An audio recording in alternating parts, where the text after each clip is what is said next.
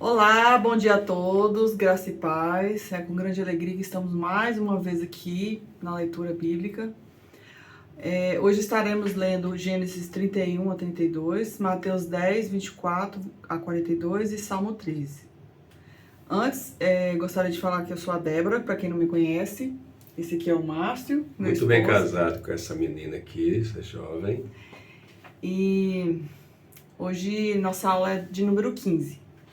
Antes, vamos fazer uma oração para que o Senhor venha abençoar a nossa leitura, nos direcionar e abrir nosso coração para que venhamos entender a palavra do Senhor. Amém?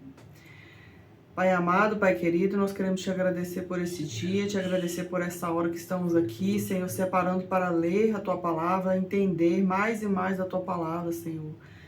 E que venhamos, ó Pai, estar com nossas mentes e coração aberto, ó Pai, para entender tudo aquilo que o Senhor vai falar. Que possamos colocar, Senhor, tudo aquilo que vai falar aqui em prática, Senhor. Em nome de Jesus, abençoa todas as famílias aqui representadas, Senhor. Nós te agradecemos por esse dia. Amém. Então, nós vamos ler aqui no versículo 3, de Gênesis 31, que diz assim: E o Senhor disse a Jacó: Volte para a terra de seus pais e de seus parentes, e eu estarei com você. O 12. Então ele disse: Olhe e veja que todos os machos que fecundam o rebanho têm listas. São salpicados e malhados, porque tenho visto tudo que Labão lhe fez. 13. Sou o Deus de Betel, onde você ungiu uma coluna e me fez um voto. Saia agora dessa terra e volte para a sua terra natal. 42. Se o Deus de meu pai, o Deus de Abraão, o temor de Isaque não estivesse comigo, certamente você me despediria de mãos vazias. Mas Deus viu o meu sofrimento e o trabalho das minhas mãos, e na noite passada ele manifestou a sua decisão. O 49. Foi também chamado Mispá, porque ele declarou que o Senhor nos vigie, a mim e a você, quando estivermos separados um do outro. 53. Que o Deus de Abraão, o Deus de Naor, o Deus do pai deles, julgue entre nós. Então Jacó fez um juramento em nome do temor de seu pai, Isaque.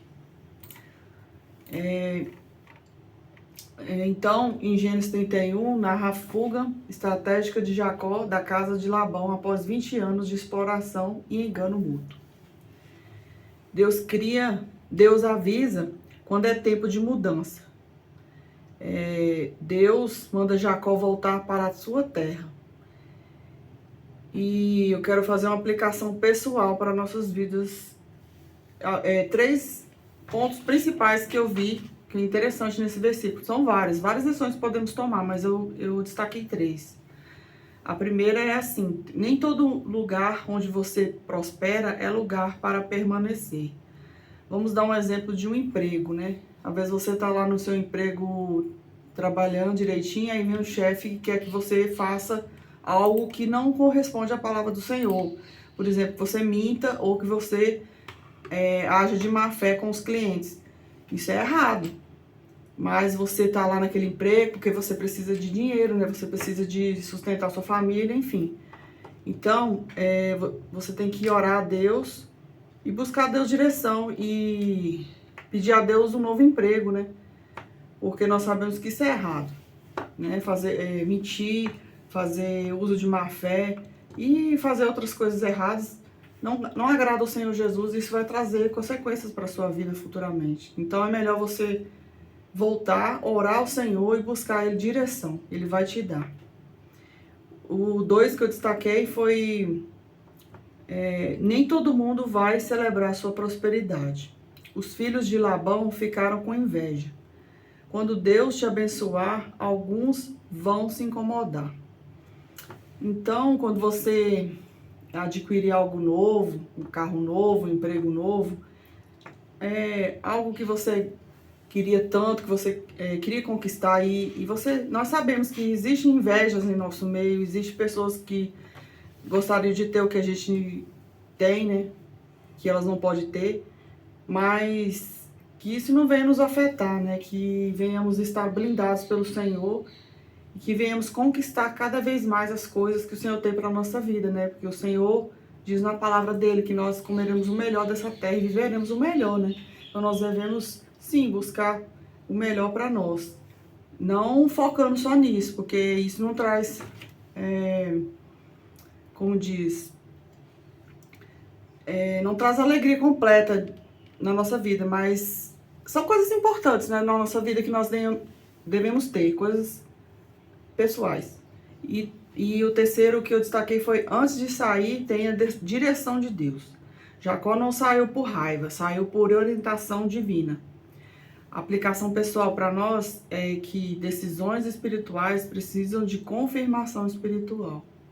Tudo que vamos fazer nessa terra, tudo que vamos decidir, emprego novo, uma carreira nova, um casamento, tudo que você vai fazer, tudo que viemos fazer nessa terra, nós temos que pedir direção a Deus, porque a bênção que vem para a nossa vida, quando ela não vem do direcionamento de Deus e por impulso, ela se torna maldição.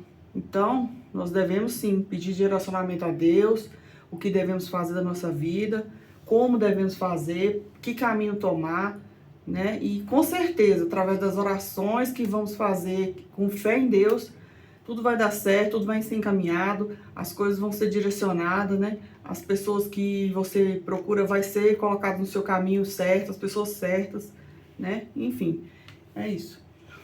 Obedecemos não porque vemos o caminho livre, mas porque conhecemos quem é que nos guia. E quem guia a sua vida é o Senhor Jesus. Amém. Gênesis capítulo 32.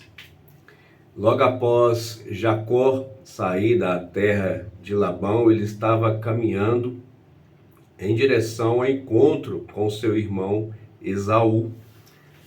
Após mais de 20 anos, eles iriam se encontrar, e quando ele saiu da sua terra, ele saiu fugido, né, de Esaú, porque ele tinha roubado a primogenitura de Esaú, e Esaú queria matá-lo. E agora então, Jacó está retornando para encontrar com seu irmão Esaú. Gênesis 32, versículo 1 diz: Jacó também seguiu o seu caminho, e anjos de Deus vieram ao encontro dele. Olha que cuidado, né? Então ele saiu no tempo oportuno e ele saiu da terra de Labão por uma orientação divina, conforme a Débora falou. Então as nossas decisões têm que ser pautadas na vontade de Deus.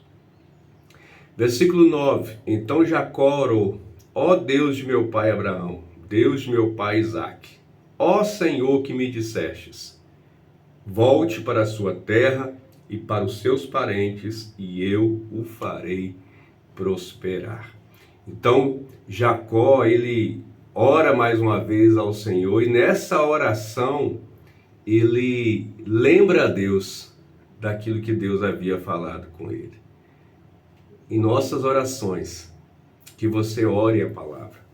Em suas orações, que você lembre ao Senhor alguma promessa, alguma profecia, algo que foi declarado sobre a sua vida, algo que você crê que Deus vai realizar. Amém.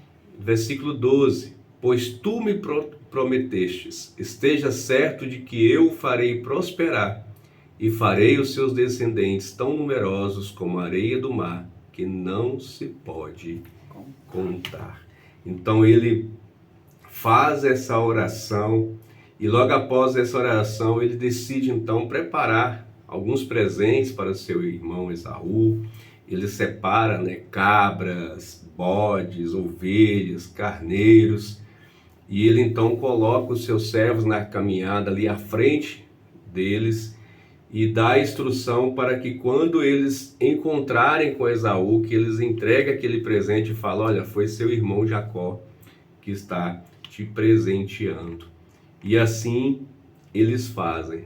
E no meio dessa caminhada, após Jacó atravessar um ribeiro, ele estava sozinho e veio um homem que se pôs a lutar com ele, e essa luta foi a noite toda, e essa luta foi até o dia amanhecer. E durante aquela luta, o homem viu que não podia, Jacó não ia deixar, ele toca na coxa de Jacó, de modo que a coxa de Jacó fica deslocada. O versículo 27, o homem lhe perguntou: qual é o seu nome? Jacó, respondeu ele. Versículo 28, então disse o homem: seu nome não será mais Jacó, mas sim Israel, porque você lutou com Deus e com homens e venceu. E Jacó, no versículo 30, chamou aquele lugar de Peniel, pois disse: vi a Deus face a face, e todavia minha vida foi poupada. Então nós vemos esse deslocamento de Jacó, e ele sempre orando, sempre buscando direção, e ele passa por uma experiência impressionante, né? Ele encontra com um homem que os teólogos declaram, pelo entendimento da palavra, que se trata de uma Jesusfania, né? Uma cristofania, né? Uma pré-aparição de Jesus, e Jacó luta com aquele homem, e aquele homem, depois de amanhecer o dia, declara que Jacó teria o seu nome mudado de usurpador, de enganador, para um homem de Israel. Aquele que lutou com Deus e com os homens, mas que venceu. Nós somos chamados, queridos, filhos de Deus. Sabe por que nós somos chamados filhos de Deus? Porque o Senhor mudou o nosso nome. Lá em João capítulo 1, versículo 12, diz: a todos quanto o receberam, deu-lhes o poder de serem feitos filhos de Deus. Quando nós temos um encontro face a face com Deus, a nossa sorte é mudada. A nossa história é mudada. Então, nas suas decisões, nas escolhas que você tem que tomar, faça como Jacó, ore, apresente ao Senhor. É o momento certo? É a hora certa? Como fazer? Como seguir? E eu creio que o Espírito Santo vai direcionar o seu caminho. Amém. Próximo versículo que vamos ler é Salmo 13. Não é isso? Salmo 13? Não. Então eu vou fazer a leitura de Mateus 10 primeiro, depois você encerra com o Salmo 13. Pode ser? Tá bom. Me perdoe. Vamos lá. Tá bom? Mateus capítulo 10, versículo 24 a 42. Mateus capítulo 10, ele inicia com Jesus enviando os seus discípulos, né? Ele escolhe ali os seus discípulos e ele envia os seus discípulos para uma missão. Você acompanhou essa leitura ontem, né?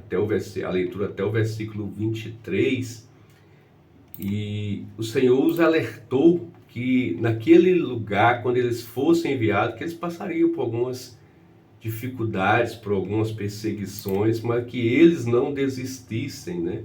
Que eles permanecessem no cumprimento da missão. Ele diz que muitos os odiaria por causa do nome do Senhor, mas que eles percorressem, né, todas as cidades de Israel antes que a vinda do Filho do Homem se tornasse uma realidade. E no versículo 24, que é o texto que nós vamos ler hoje, Mateus 10, 24, diz: o discípulo não está acima do seu mestre, nem o servo acima do seu Senhor. Versículo 26, portanto, não tenha medo deles. Não há nada escondido que não venha a ser revelado, nem oculto que não venha a se tornar conhecido. Versículo 29, não se vendem 2 pardais por uma moedinha? Contudo, nenhum deles cai no chão sem o consentimento do Pai de vocês. Versículo 30, até os cabelos da cabeça de vocês estão todos contados. 31, portanto, não tenha medo deles, vocês valem mais do que muitos pardais. 32, quem, pois, me confessar diante dos homens, eu também confessarei diante de meu Pai, que está nos céus. E no versículo 40 ele diz: quem recebe vocês, recebe a mim, e quem me recebe, recebe aquele que me enviou. Que palavra poderosa, né? O Senhor, ele preparando os seus discípulos para essa missão, ele sabia que eles iam enfrentar muita hostilidade, muita crítica, muita perseguição. E ele fala: olha, vocês serão como ovelhas no meio de lobos. Ele tira toda aquela ilusão, vamos dizer assim, romântica, né? Muitas vezes pessoas querem fazer missões. Eu quero ir para o país tal, eu quero ir para a África, eu quero ir para o Paquistão. Não é um lazer. Ser missão, levar o nome do Senhor, não é algo que todo mundo vai recitar lá com confete, com flores, e dizendo: olha, seja bem-vindo. A Bíblia diz que nós incomodaremos o mundo e nós seremos odiados por causa do nome do Senhor. E foi isso que ele alertou aqui para os seus discípulos. Então, queridos, nós fomos chamados para ser e fazer a diferença, mas essa diferença vai incomodar muitos. Ele diz que Jesus foi chamado até de Beelzebul por aqueles religiosos da época. Então, nós temos que entender que a missão que nós estamos fazendo é uma missão que vai incomodar, mas é uma missão que vai transformar. Amém. Toda mudança, toda transformação, ela passa por um processo que gera desgaste, que gera dor. E é isso que o Evangelho faz. Porque o homem, quando ele está inserido, mergulhado no pecado, para ele ser liberto, para ele ser curado, ele precisa passar por um processo de transformação que vai doer. E você e eu, nós temos essa missão de levar as boas novas. Não de um evangelho fácil, não de um evangelho que tudo é bom, mas de um evangelho que garante a vida eterna. De um evangelho que faz com que o homem encontre com Deus, se arrependa dos seus pecados e mude de vida. Esse é o evangelho. Essa foi a orientação que Jesus deu. E ele fala no versículo 12: não tenha medo daqueles que matam o corpo, porque eles não podem matar a alma. Antes, tenha medo daqueles que podem destruir a tua alma. Ou seja, o diabo, o inferno, uma vida sem Deus. É isso que nós temos que preocupar. Aqueles que vão matar o nosso corpo, aqueles que vão tirar a nossa vida por causa do evangelho, não tema. Siga adiante, porque a sua alma estará com o Senhor. Amém? E ele então encerra aqui no versículo 32, né? Quem me confessar diante dos homens, eu também confessarei diante do meu Pai, que está nos céus. Então, que mensagem extraordinária, de ânimo, mas trazendo uma realidade para os discípulos. Amém? Então vamos agora para o Salmo 13, Amém. Meu amor. Primeiro fala assim: até quando, Senhor, para sempre te esquecerás de mim? Até quando esconderás de mim o teu rosto? 2. Até quando tereis inquietações e tristeza no coração, dia após dia? Até quando o meu inimigo triunfará sobre mim? O 3. Olha para mim e responde, Senhor meu Deus. Ilumina meus olhos, do contrário, dormirei o sono da morte. O 4. Os meus inimigos dirão, eu venci, e os meus adversários festejarão o meu fracasso. 5. Eu, porém, confio em teu amor. O meu coração exulta na tua salvação.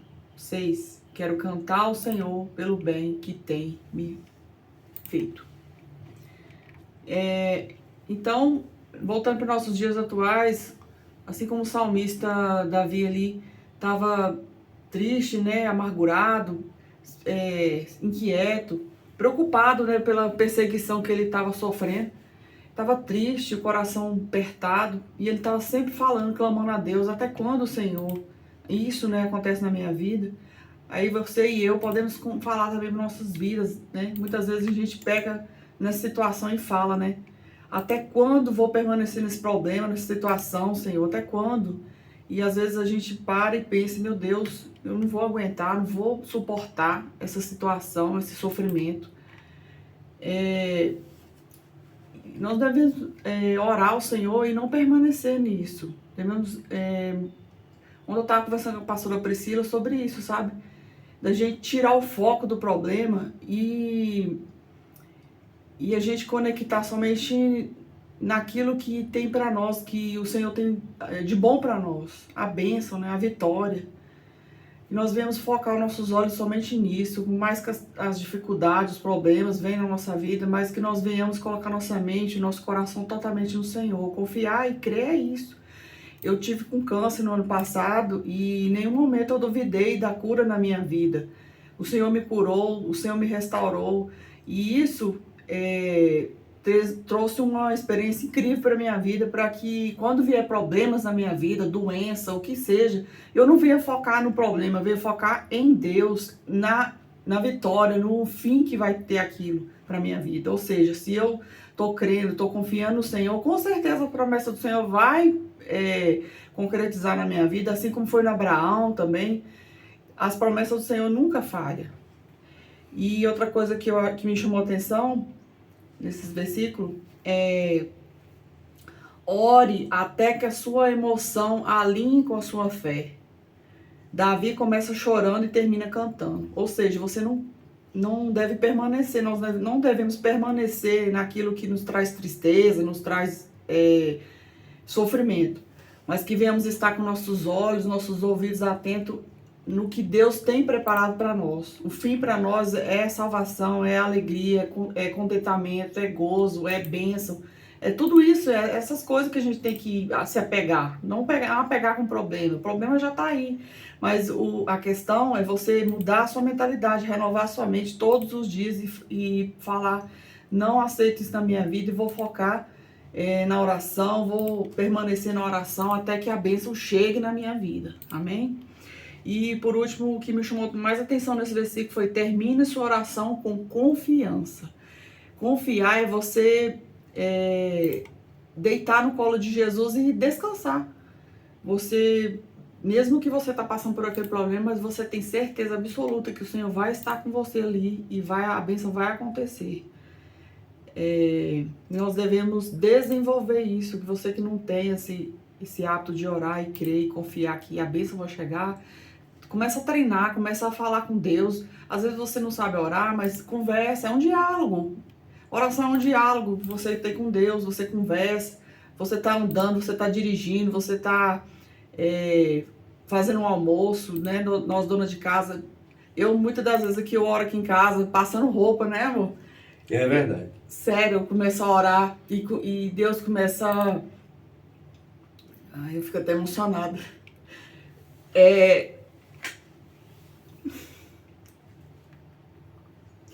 Deus começa a me tocar profundamente. Isso é tão grandioso, tão perfeito. Eu sei que o Senhor está comigo todos os dias da minha vida. E eu confio plenamente na presença do Senhor ali todos os dias comigo. Eu posso estar orando, posso estar tomando banho, que o Senhor fala comigo quando Ele vem e começa a falar no meu coração. Eu não seguro. Eu começo a me entregar a Deus. Se for para derramar no chão, assim, eu oro. E se for para me prostrar diante dele, eu largo tudo que eu estou fazendo. E é isso, eu começo a buscar e crer na vitória e não focar nos problemas e crer que o Senhor vai agir na minha vida. E assim como Ele age na minha vida, Ele vai agir na sua vida também. Creia tão somente no Senhor.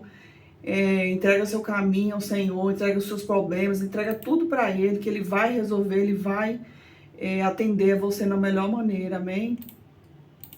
Tenha coragem, permaneça, não desista. A bênção do Senhor vai chegar até a sua vida, amém? Eu profetizo e declaro na sua vida. E tenha um excelente dia, abençoado, cheio da presença do Senhor. Que você venha abrir seu coração totalmente para Ele.